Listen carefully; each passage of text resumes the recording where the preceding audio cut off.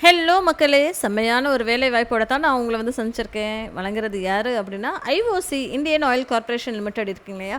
இவங்க இந்த வந்து அப்ரன்டிஸா வேலை பார்க்கணும் அப்படின்னு ஆசைப்படுறீங்க அப்படின்னா, இந்த ஒரு வேலை வாய்ப்பு உங்களுக்கானது. ஓகேங்களா மக்களே? இதே மாதிரி தொடர்ந்து தெரிஞ்சுக்கணும்னு ஆசைப்பட்டீங்கன்னா, என் சேனல சப்ஸ்கிரைப் பண்ணிக்கோங்க. டெய்லி 2 வீடியோஸ் நான் போஸ்ட் பண்ணிக்கிட்டே இருக்கேன் உங்களுக்காக. ஓகேங்களா? ஃபஸ்ட்டு வேலைவாய்ப்பு என்ன அப்படின்னா, ட்ரேட் அப்ரண்டிஸ் அப்படின்ற வேலைவாய்ப்பு. அதாவது கெமிக்கல் பிளான்ட்டில் டிசிப்ளின் கெமிக்கல் படித்தவங்க. ஓகேங்களா?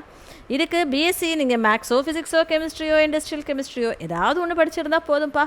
உங்களுக்கு ஒரு 12 மாதம் நாங்கள் ட்ரைனிங் கொடுக்குறோம். 277 பேருக்கு நாங்கள் ட்ரைனிங் கொடுக்குறோம் அப்படின்ற மாதிரி சொல்லியிருக்காங்க. அடுத்த வாய்ப்பு ஃபிட்டர் வேலைக்கு நீங்கள் வந்து 10th படிச்சிருந்தாலே போதும். ஐடிஐ ஃபிட்டர் படிச்சிருந்தாலுமே ஓகே அப்படின்ற மாதிரி சொல்லியிருக்காங்க. இதுக்குமே 12 மாதம் நாங்கள் உங்களுக்கு ட்ரைனிங் கொடுக்குறோம். 314 பேரை வேலைக்கு எடுக்கிறோம்ன்ற மாதிரி சொல்லியிருக்காங்க. அப்புறம் டெக்னீஷியன் அப்ரண்டிஸ் டிசிப்ளினில் கெமிக்கல், இதுவுமே கெமிக்கலில் தாங்க. 3 வருஷம் டிப்ளமோ நீங்கள் கெமிக்கல் இன்ஜினியரிங்களோ இல்லை பெட்ரோகெமிக்கல் இன்ஜினியரிங்களோ படிச்சிருந்தாலே சூப்பர் அப்படின்ற மாதிரி சொல்லியிருக்காங்க. 12 மாதம் ட்ரைனிங் கொடுக்குறோம். 327 பேருக்கு கொடுக்குறோம் அப்படின்ற மாதிரி சொல்லியிருக்காங்க.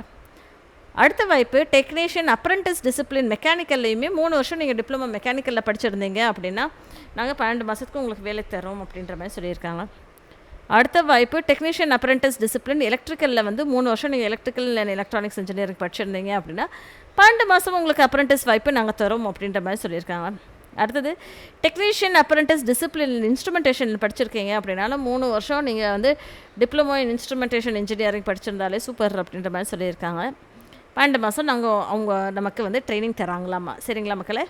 அடுத்த வாய்ப்பு ட்ரேட் அப்ரண்டிஸ் அப்படின்ற ஒரு ரோலுமே வந்து 3 வருஷத்துக்கு பிஎஸ்சி இல்லை பிகாம் இல்லை பிஏ படிச்சிருந்தாலுமே ஓகே அப்படின்ற மாதிரி சொல்லியிருக்காங்க. 15 மாதம் நாங்கள் உங்களுக்கு ட்ரைனிங் தரோம் அப்படின்ற மாதிரி சொல்லியிருந்திருக்காங்க.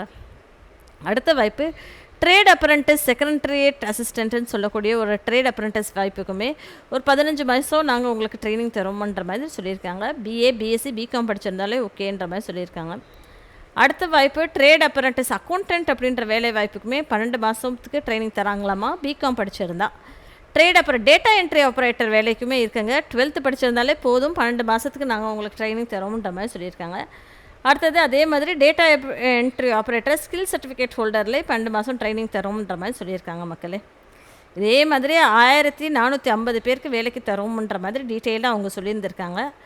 ஓகேங்களா? லிங்க்கை நான் உங்களுக்கு டிஸ்கிரிப்ஷன் பாக்ஸில் கொடுத்துட்றேன். கிளிக் பண்ணி பார்த்துட்டு இதுக்கு நம்ம எப்படி அப்ளை பண்ணுறது அப்படின்றது பார்த்துட்டு அப்ளை பண்ணுங்கள்.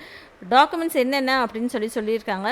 என்ன டாக்குமெண்ட்ஸ்னால் உங்களுடைய 10th சர்டிஃபிகேட்டு, உங்களுடைய 12th சர்டிஃபிகேட்டு, அதுக்கப்புறம் கிராஜுவேஷன் இல்லை டிப்ளமோ சர்டிஃபிகேட் ரெடியாக வச்சுருக்கணும் அப்படின்ற மாதிரி சொல்லியிருக்காங்க. இதுக்கு நீங்கள் அப்ளை பண்ணணும் அப்படின்னா என்ஏபிஎஸ் இல்லைன்னா என்ஏடிஎஸ் போர்ட்டல் வழியாக தான் நீங்கள் அப்ளை பண்ண முடியும் அப்படின்ற மாதிரி தெளிவாகவே சொல்லியிருந்திருக்காங்க மக்களே. சரிங்களா மக்களே? ஸோ அப்படியே ஸ்க்ரோல் பண்ணி பார்த்தாலுமே நீங்கள் என்ன டிகிரி என்ன படிச்சிருக்கணும் அப்படின்ற மாதிரி டீஃபெண்டாக கொடுத்துருவாங்க. ஸ்டைஃபண்ட் வந்து கவர்மெண்ட் என்ன நிர்ணயிச்சிருக்கோ அந்த ஸ்டைஃபண்ட் நாங்கள் உங்களுக்கு கொடுத்துட்றோம் அப்படின்ற மாதிரி அவங்க சொல்லியிருந்திருக்காங்க.